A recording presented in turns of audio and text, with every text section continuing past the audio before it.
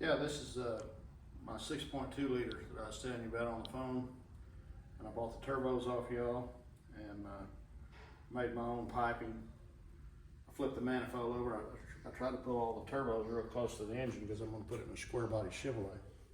This is what I was telling you about what I did in the oil modification. I put an oil adapter off of marine use.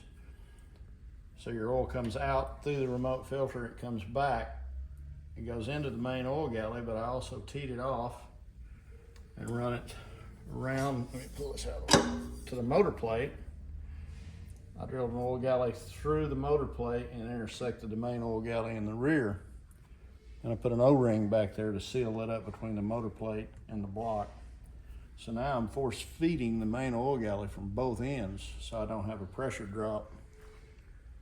Because most of the time on a Cummins, I notice that the two front rod journals are the ones that go down in it, and I think that's due because it has a pressure drop in it toward the front of the engine because the liquid travels to the path of least resistance. That's one thing I modified about it.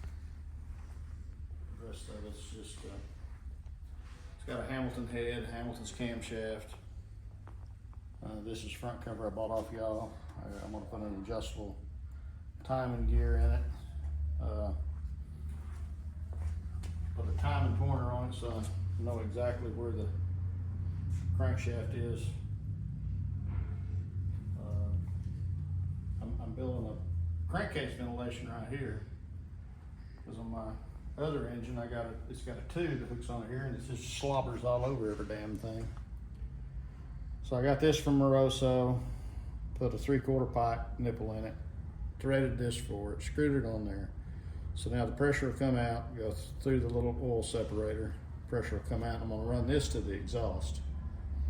And then I was talking to you about it, and you said I probably need to put a check valve in it right here. So I'm gonna look on Vibrant and see about finding a check valve. In the oil pan, there's no oil control in the oil pan at all. So I put a baffle in it. So under acceleration, it don't slop the oil up into the crankshaft. It holds it in the sump and just kind of turned it down in the front. And then you can still get the oil pickup tube in it if it's stock. Other